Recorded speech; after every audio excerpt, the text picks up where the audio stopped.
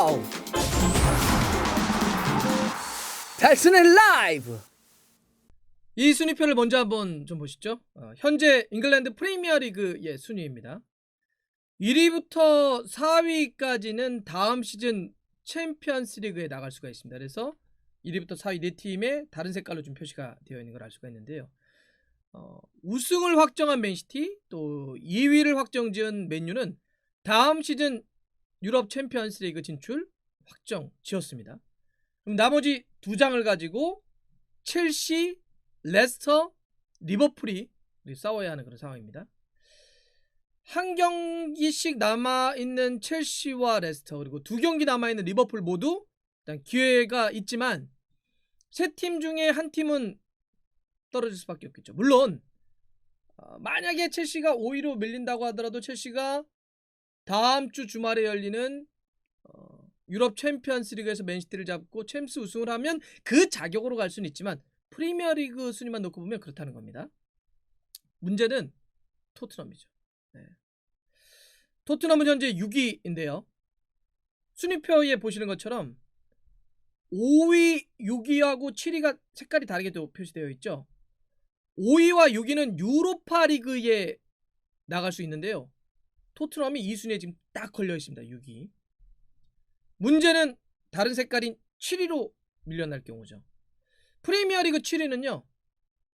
다음 시즌 유로파 리그가 아니고 유로파 컨퍼런스 리그 플레이오프에 나갑니다. 아예 다른 리그예요. 유로파 리그와 유로파 컨퍼런스는 아예 다른 리그입니다. 새로 이제 만든 대회인데 가장 유럽 클럽 대항전 1티어 유럽 챔피언스 리그 있고요. 2티어 밑에 유로파 리그 있죠. 그 아래 단계 3티어 요 세 개 대회 중에는 가장 낮은 대회가 바로 유로파 컨퍼런스 리그입니다. 한마디로 얘기하면 좀 짜치는 대회예요. 좀 후진 대회입니다. 주로 이제 중하위 리그 팀들이 나가는 대회예요. 그러니까 유럽에도 보면 우리가 유럽의 빅4 뭐 이런 얘기를 하잖아요. 4대 리그, 5대 리그 할 때 잉글랜드나 스페인, 독일, 이탈리아, 프랑스 이런 식으로 얘기하는데 그런 식으로 국가별로 리그들이 순위가 쭉 매겨지는데 중하위 리그들의 팀들에게 기회를 주는 그런 대회입니다. 그러니까 그래 좀 챔스나 유로파 리그 많이 못 나오는 팀들에게도 기회를 좀 줘야지 라고 해서 최근에 만든 대회가 유로파 컨퍼런스 리그예요. 이렇게 중하위권 팀들하고 또 상위 리그긴 하는데 여기서 순위가 좀 밀린 팀들 프리미어리그는 7위 이런 식으로 밀린 팀들 합쳐가지고 여는 대회가 바로 유로파 컨퍼런스입니다. 유로파 리그에서 대회하다가 중간에 떨어지잖아요. 그러면 유로파 리그 컨퍼런스 이 대회에 나가요. 그러니까 마치 챔피언스 리그 경기하다가 조별리그에서 3위 하면 유로파로 밀리는 거 있잖아요. 이런 식으로 유로파 리그에서 탈락한 팀들이 또 중간에 내려오는 게 유로파 컨퍼런스 리그입니다. 네. 그러니까 정말 그 정도의 위상인가요? 이렇게 좀 이해가 할 수 있잖아요. 그렇다고 해서 유로파 컨퍼런스에 있던 팀들이 시즌 도중에 유로파로 못 올라갑니다. 유로파 리그로는 그렇게는 안 돼요. 물론 유로파 컨퍼런스에서 우승하게 되면 다음 시즌에 유로파 리그 출전권을 줍니다. 그러니까 확실히 좀 떨어지는 대회, 격이 퀄이 좀 떨어지는 대회라고 좀 볼 수 있습니다. 그러니까 대회 규모라든지 퀄이 다 떨어질 수밖에 없는데 여기에 나가는 팀들 나가면 변방의 리그의 팀들과 싸울 수밖에 없어요. 토트넘이 만약 여기 나간다 그러면 약간 좀 이런 팀들 사실 유로파 리그만 가더라도 잘 모르는 팀들하고 경기하는데 여긴 더 그럽니다. 유로파 컨퍼런스에 가게 되면 그러면 당연히 주목도가 떨어질 수밖에 없죠. 주목도가 떨어지게 되면 기업들이 후원을 하는데 스폰서십을 줄일 수밖에 없죠. 그러면 재정적인 타격이 심각해질 수가 있습니다. 그러니까 이게 여기에 나가게 되면 이거는 그냥 우리가 좀 짜치는 데 나왔다 이 정도가 아니라 실질적인 타격도 클 수 있다는 거예요. 그래서 만약에 토트넘이 7위로 밀리면 그래서 유로파 리그도 아닌 유로파 컨퍼런스에 나서게 된다면 이거는 팀의 어떤 변화, 특히 선수단의 리빌딩에 어떤 변화가 상당할 수밖에 없습니다. 예. 당장 뭐 케인이나 손흥민 선수와 같은 네임드 선수들을 붙잡기가 어려워지죠. 예. 사실 손흥민과 케인 같은 경우는 뭐 디애슬레틱 그리고 스카이 스포츠 이런 데서 시즌 베스트 11으로도 뽑혔는데, 이런 선수들이 유로파 리그도 아니라 유로파 컨퍼런스에 나간다? 아니 이번 시즌도 챔피언스 리그 못 나가고 유로파를 뛰었는데 다음 시즌은 유로파도 못 뛰고 그 3티어 대회 나간다? 연속해서 챔스를 못 뛴다? 이걸 받아들일 만한 선수가 있을까요? 그것도 손흥민과 케인은 사실 뭐 지금도 득점왕 유력한 선수고 프리미어리그 득점왕도 하고 월드컵도 득점하고 지금 잉글랜드 국가대표팀 에이스인데 유로파 컨퍼런스에 뛰는 거, 이거 심정적으로 정서적으로 받아들이기 어려울 거예요. 실질적으로. 그리고 다른 팀들에서 원하는, 또 이 토트넘 입장에서도 그런 재정적 타격이 크기 때문에 이런 선수들을 붙잡으려고 한다면, 손흥민과 케인을 붙잡으려고 한다면 주급이라든지 여러 가지 대우 조건들을 끌어올려줘야 되는데, 이런 거잖아요. 야, 유로파 컨퍼런스에 나가지만 대신 여기 남아줘. 그러면 우리가 심심치 않게 좀 챙겨줄게. 이래야 되는데 돈이 없잖아요. 지금도 그렇지 않아도 코로나 때문에 다 어려운 상황인데 컨퍼런스까지 밀려버리게 되면 이거는 잡으려고 해도 잡기가 매우 어려워진다. 그냥 부탁할 수밖에 없는 거예요. 뭐 팀에 대한 애정 이런 거 갖고 정말 읍소하는 것밖에 없어요. 많이 떨어지게 된다면. 토트넘 입장에서는 이렇게 중요한 상황인데, 그렇다고 하더라도 유로파 리그 출전을 지금 장담할 수가 없어요. 네. 지금 6위 토트넘부터 10위 아스날까지 5개 팀이 승점 4점 차로 빽빽하게 모여 있습니다. 일단 리즈는 토트넘을 넘을 수는 없을 것 같아요. 왜냐하면 이 5개 팀들 중에는 유일하게 한 경기를 남겨놓고 있는 팀이 리즈인데, 토트넘과 승점이 같아져도 골 득실 차가 이 두 팀이 너무 커가지고 리즈가 토트넘을 뒤엎는 건 좀 어려울 것 같습니다. 그렇게 된다면 이 싸움은 유로파 리그냐 유로파 컨퍼런스 리그냐, 요 싸움은 2경기씩을 남겨놓고 있는 토트넘, 웨스트햄, 에버튼, 아스날, 이 4팀의 싸움, 이 4팀이 6위냐 7위냐 요 싸움을 좀 벌일 수 있는 현실적으로 그런 상황이 아니냐 이렇게 정리할 수 있을 것 같은데요. 남은 경기들 한번 볼까요? 토트넘은 아스톤 빌라와 홈 경기, 레스터와 원정 경기 까다롭죠. 웨스트햄은 강등을 확정지은 웨스트브롬, 그다음에 14위의 사우스햄튼. 웨스트브롬은 원정이고요, 사우스햄튼은 홈입니다. 에버튼은 울버햄튼과 홈, 맨시티와 원정. 아스날은 팰리스와 원정, 브라이튼과 홈 경기를 남겨놓고 있습니다.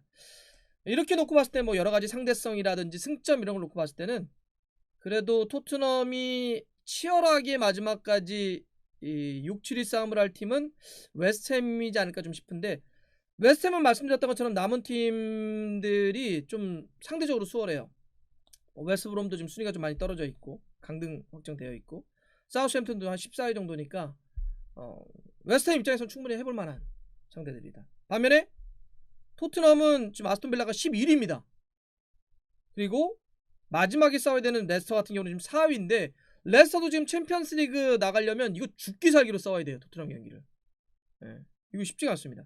근데 토트넘이 지금 남은 2경기에서 한 경기라도 진다면 그러면 유로파 리그의 순위를 지키지 못하는 것은 물론 최악의 경우는 유로파 컨퍼런스 리그 출전도 못할 수 있습니다. 네. 이런 계산이 나와요 지금. 그러니까 지금 뭐 챔스 진출은 이미 실패했고요.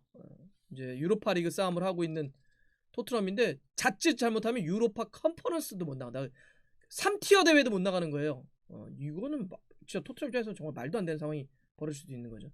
그래서 다가오는 새벽 2시에 열리는 토트넘과 아스톤 빌라의 이 경기가 굉장히 중요합니다. 여기서 만약 토트넘이 비기거나 지면 최종 경기가 레스터인 걸 감안할 때 정말 큰일 날 수가 있다. 물론 빌라가 최근에는 조금 흐름은 좋지 않습니다. 최근 3경기에서 1무 2패, 승리가 없어요. 좀 부상자도 좀 있었고 아무래도 선수층이 상대 좀 얇다 보니까 뒷심이 조금 떨어지는 그런 모습이었는데, 그래도 잭 글릴리시가 최근에 부상에서 회복해서 복귀하면서 컨디션을 계속 조금씩 끌어올리고 있어요. 잭 글릴리시가 진짜 폼을 완전히 찾는다고 한다면 이건 토트넘으로서도 부담이 클 수밖에 없다, 네, 말씀드릴 수 있고요. 저건 있는 것 같아요. 그래도 토트넘 입장에서 다행인 거는 이 빌라와의 상성이 괜찮아요. 좋아요.